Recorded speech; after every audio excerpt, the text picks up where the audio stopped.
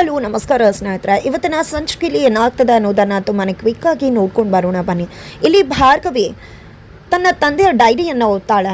ಅವು ಓದಿದಾಗ ಗೊತ್ತಾಗ್ಬಿಡತ್ತೆ ಭಾರ್ಗವಿಗೆ ಗಾಯತ್ರಿ ದೇವಿ ಸತ್ತಿಲ್ಲ, ಬದುಕಿದ್ದಾರೆ ಅಂತ.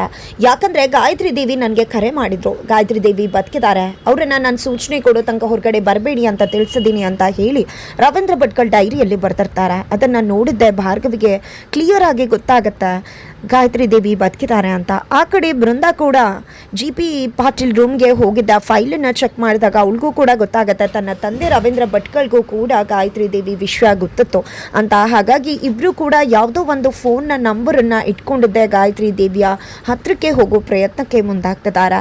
ಎತ್ತ ಕಡೆ ಬೆಳಿಗ್ಗೆ ಆಗ್ತಿದ್ದಾಗೆ ನಿರ್ಮಲಾ ಪಾಟೀಲ್ ಅವರಿಗೆ GP ಪಾಟೀಲ್ನ ರೂಮಲ್ಲಿ ಒಂದು ಉಂಗುರ ಸಿಗತ್ತೆ. ಆ ಒಂದು ಉಂಗುರವನ್ನು ನೋಡಿದ್ದೆ ಅವ್ರಿಗೆ ಅಚ್ಚರಿ ಆಗತ್ತೆ. ಇದು ನಂದಲ್ಲ, ಬಟ್ ಇದು ಹೆಣ್ಮಕ್ಳು ಉಂಗುರ, ಬಟ್ GP ಹತ್ರ ಯಾಕಿದೆ, ಯಾರ್ದಿರ್ಬೋದು ಇದು ಅಂತ ಅನ್ಕೊಂಡಿದ್ದವರು GP ಪಾಟೀಲ್ನ ಬಂದು ಪ್ರಶ್ನೆ ಮಾಡ್ತಿದ್ದಾರೆ. GP ಇದು ಯಾರದ್ದು ಉಂಗುರ? ನಂದಂತೂ ಅಲ್ಲ, ಆದರೆ ಇದು ಹೆಣ್ಮಕ್ಳದು, ನಿಮ್ಮ ಹತ್ರ ಹೇಗೆ ಬಂತು ಅಂತ.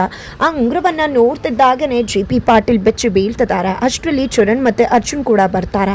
ಅಲ್ಲಿ ನಿರ್ಮಲಾ ಪಾಟೀಲ್ ಅವರು ಎಷ್ಟೇ ಕೇಳ್ತಾ ಇದ್ರು ಕೂಡ ಇಲ್ಲಿ GP ಉತ್ತರವನ್ನು ಕೊಡ್ತಾ ಇಲ್ಲ. ಹಾಗಾಗಿ ಚರಣ್ ಕೂಡ ಹೇಳಿದ್ದಾರೆ, ಯಾಕೆ ನೀವು ಸುಮ್ಮನೆ ಇದ್ದೀರಾ, ಅಮ್ಮ ಕೇಳ್ತಿದಾರಲ್ವಾ, ನೀವು ಉತ್ತರ ಕೊಡಬೇಕಲ್ವಾ, ಅದನ್ನು ಬಿಟ್ಟು ಈ ರೀತಿ ಇದ್ದರೆ ಏನು ಅರ್ಥ ಅಂತ ಹೇಳಿದಾಗ ಇಲ್ಲಿ ಅರ್ಜುನ್, ಏನು ಅಣ್ಣ ಮಾತಾಡ್ತಾ ಇದೆಯಾ, ಅಪ್ಪ ತಪ್ಪು ಮಾಡಿದ್ದಾರೆ ಅಂತ ಹೇಳ್ತಿದ್ಯಾ, ಅಪ್ಪನ ಮುಂದೆನೇ ಈ ರೀತಿ ಮಾತಾಡ್ತಿದ್ಯಾ ಅಂತ ಅರ್ಜುನ್ ಪ್ರಶ್ನೆ ಮಾಡ್ತಾರೆ.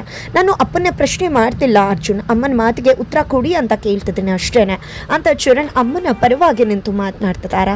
ಈ ಕಡೆ ಅರ್ಜುನ್, ಅಪ್ಪ ದಯವಿಟ್ಟು ಅವ್ರು ಎಷ್ಟೆಲ್ಲ ಮಾತಾಡ್ತಿದ್ರು, ನೀವು ಯಾಕೆ ಮೌನವಾಗಿದ್ದೀರಾ, ಏನು ವಿಷಯ ಹೇಳಿ, ಯಾರದ್ದು ಅಂತ ತಿಳಿಸಿ ಅಂದಾಗ GP ಪಾಟೀಲ್ ಕೊನೆಗೂ ಸತ್ಯವನ್ನು ಹೇಳುವುದಕ್ಕೆ ನಿರ್ಧಾರ ಮಾಡ್ಕೋತಾರೆ. ಈ ಉಂಗುರ ನನ್ನ ಹೆಂಡತಿಯದ್ದು, ನನ್ನ ಮೊದಲನೇ ಹೆಂಡತಿ ಗಾಯತ್ರಿ ದೇವಿಯದ್ದು ಅಂತ GP ಹೇಳಿದ ತಕ್ಷಣ ಎಲ್ಲರೂ ಶಾಕ್ ಆಗ್ತಿದ್ದಾರೆ. ಹಾಗಿದ್ರೆ ಮುಂದೇನಾಗುತ್ತೆ ಮುಂದಿನ ವಿಡಿಯೋ